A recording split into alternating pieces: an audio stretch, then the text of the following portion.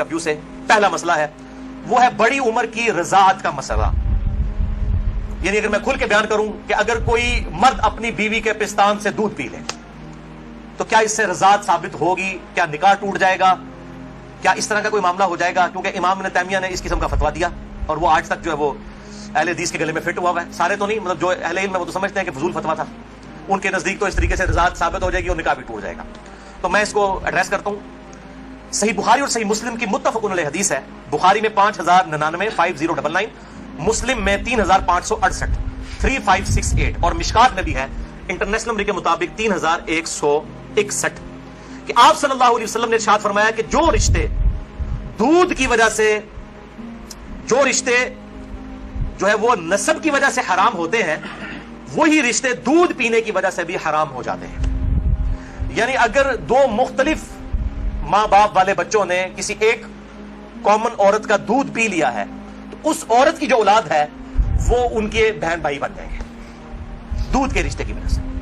तो जिस तरीके से नसब जो है वो हुर्मत वाला रिश्ता बना देता है, इसी तरीके से रजात का रिश्ता दूध पीने की वजह से भी एस्टैब्लिश होता है। और वो एक दो बार दूध पीने से नहीं, वो सही मुस्लिम में 3597 नंबर हदीस है, मिशकात में 3167 3167 कि कम से कम 5 मरतबा अगर कोई औरत दूध पिला दे किसी बच्चे को तो फिर वो बच्चा जो है उस औरत की जो डायरेक्ट अपनी औलाद है उसका वो बहन भाई बन जाएगा 5 दफा कम से कम। तो वो मुहर्रमात अब्दिया में दाखिल हो जाएगा जिनका जिक्र सूरत निसा की आयत नंबर 23 चौथे पारे की आखिरी आयत है सूरत निसा आयत नंबर 23 में हमेशा के लिए जो हुर्मत वाले रिश्ते हैं, यानी माँ बाप के साथ, इस तरीके से दादी दादा, इस तरीके से चचा ताया मामू, ये सारे रिश्ते जो हुर्मत वाले हैं वो उसी एक आयत के अंदर बयान हुए हैं सूरत निसा आयत नंबर 23। भाइयों, इस हवाले से जो अहादीस कुछ पेश की जाती हैं कि अगर कोई औरत प्याले में अपना दूध निकाल के किसी मर्द को पिला दे तो वो उसके साथ हुर्मत वाला रिश्ता उसका उस तरीके से बन जाएगा, तो वो उसके लिए महरम हो जाएगी। तो वो अहादीस मनसूख हैं और उनकी नासिख हदीस सही बुखारी और सही मुस्लिम दोनों में मौजूद है। अब इमाम इब्न तैमिया उन हदीसों के ऊपर अमल करके उन्होंने फतवा दे दिया कि अगर कोई मर्द अपनी बीवी का दूध पी ले तो निकाह भी टूट गया, हमेशा के लिए वो हराम हो गई। और ये सारा मामला, हालांकि ये हदीस मौजूद है बुखारी और मुस्लिम दोनों में। सही बुखारी में इंटरनेशनल नंबर के मुताबिक 5102, सही मुस्लिम में 3606 और मिशकात में 3168 3168 कि नबी सल्लल्लाहु अलैहि वसल्लम ने इरशाद फरमाया अर्रदाअतु मिनल मजाअह कि जो रजाअत का रिश्ता है ये भूख की उम्र तक है। जब बच्चा भूख की उम्र में दूध मांगता है, यानी जुबान से नहीं वो मांग सकता, भूख की उम्र तक रजाअत का रिश्ता रहता है। और वो कुरान हकीम में 2 साल बताई गई है दूध छुड़ाने की उम्र। तो आप सल्लल्लाहु अलैहि वसल्लम ने क्लियर कट फरमा दिया कि जो दूध छुड़ाने की उम्र है उस दौरान अगर कोई बच्चा दूध पी ले, और वो भी सही मुस्लिम की हदीस के तहत 5 मरतबा, तो तब रजाअत का रिश्ता, दूध का रिश्ता एस्टैब्लिश होगा, वरना नहीं होगा। तो आप जो बड़ा मर्द है वो तो 2 साल का तो नहीं है। तो इसमें जाहिर है कि बिल्कुल इंप्लाइड है कि अगर कोई इस तरह का मामला कर लेता है तो ना रजाअत कायम होगी और ना मियां बीवी का आपस में कोई निकाह टूटने वाला मामला होगा। दूसरा अहम मसला आज का आखिरी वो है मेरे भाइयों अजल का इशू, या मॉडर्न लैंग्वेज में कंडोम का इस्तेमाल। अजल अरबी में कहते हैं अलग हो जाने को, यानी जब मियां बीवी इज़्दिवाजी ताल्लुक कायम करें, डिस्चार्ज के वक्त वो अलग हो जाएं, इसको कहते हैं अजल। और उसी की मॉडर्न फॉर्म जो है वो कंडोम है। फैमिली प्लानिंग के पॉइंट ऑफ व्यू से भी इस्तेमाल करते हैं।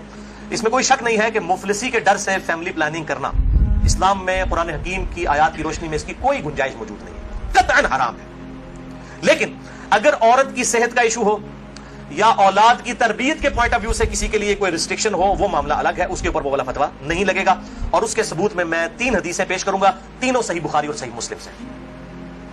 लेकिन इसमें याद रखें कि जो लोग इस हवाले से मर्द अपनी नसबंदी करवा लेते हैं, यानी सेक्सुअली डिसेबल हो जाते हैं हमेशा के लिए, जानबूझ के मेडिकली करवा लेते हैं, या औरतें अपनी यूट्रस निकलवा देती हैं, अगर कोई बीमारी या कैंसर वाला इशू ना, वो अलग बात है, ताकि जी हमेशा के लिए मामला एस्टैब्लिश हो जाए, कतअन हराम है और बिदअत कुबरा है। ये अल्लाह की शरीयत को बदलना है, अल्लाह की तखलीक को बदलना है।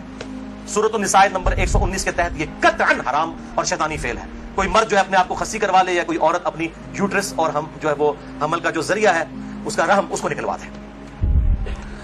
अलबत्ता अजल जो है इसकी इजाजत है। इस कॉन्टेक्स्ट में 3 हदीसें हैं, तीनों बुखारी और मुस्लिम से। पहली हदीस सही बुखारी में 5208, मुस्लिम में 3561 और मिशकात में 3184 है कि जाबिर बिन अब्दुल्लाह कहते हैं रज़ियल्लाहु ताला अन्हु कि कुरान हकीम नाजिल हो रहा था और हम अपनी बीवियों के साथ अजल किया करते थे। अल्लाह ताला ने कुरान हकीम में इसे मना नहीं फरमाया, और जब नबी सल्लल्लाहु अलैहि वसल्लम को हमारे बारे में खबर पहुंची कि हम अजल करते हैं, यानी बीवियों के साथ जब सोबत करते हैं तो डिस्चार्ज के वक्त अलग हो जाते हैं ताकि औलाद ना हो, تو نبی صلی اللہ علیہ وسلم نے بھی ہمیں منع نہیں فرمایا. نبی پہ تو واجب ہوتا ہے منع کرنا. اور یہ جابر بن عبداللہ وہ ہیں جو 74 ہجری میں فوت ہوئے ہیں.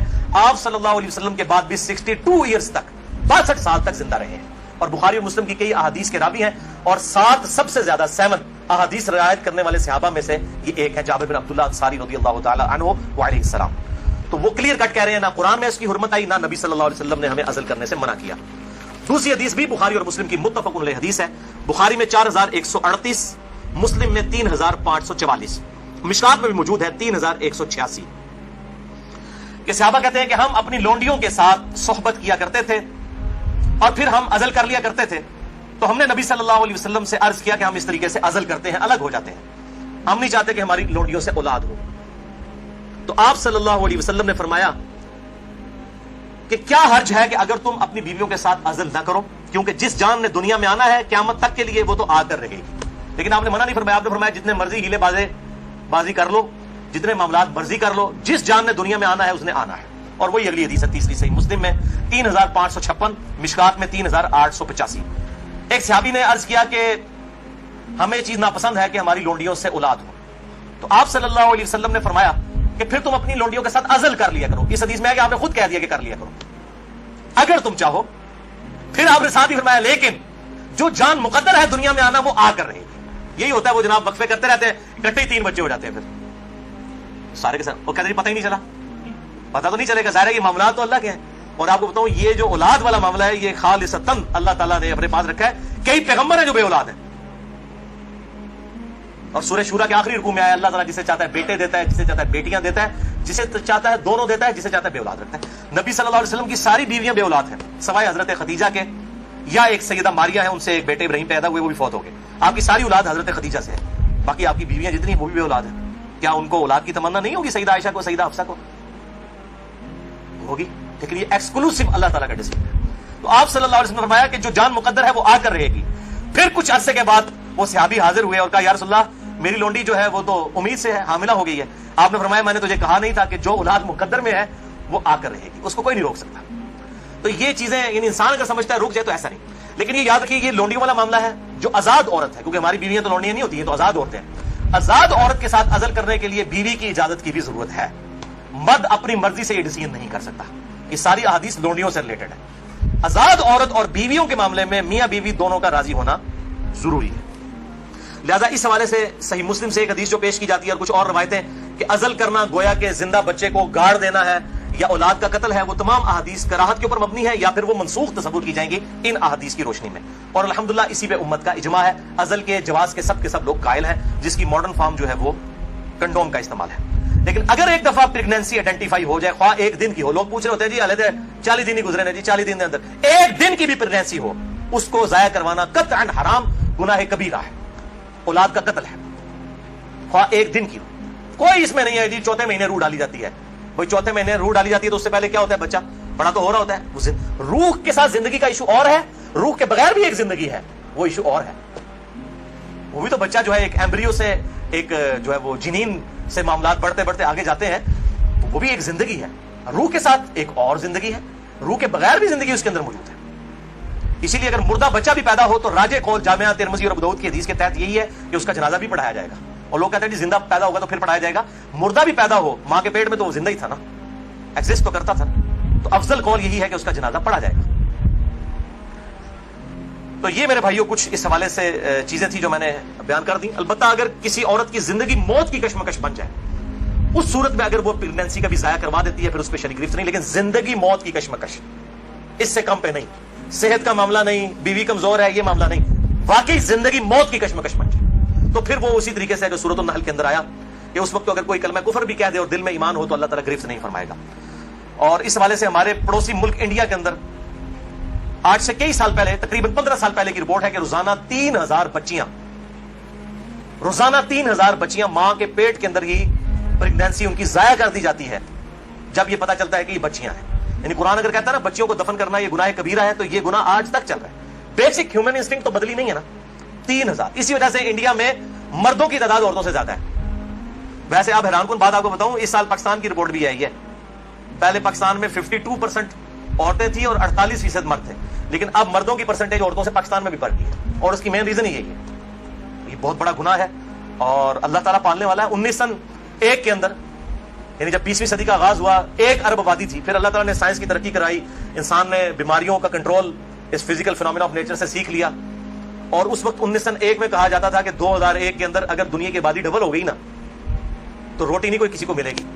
اس وقت 1 ارب تھی 100 سال پہلے, یا آج سے 116 سال پہلے.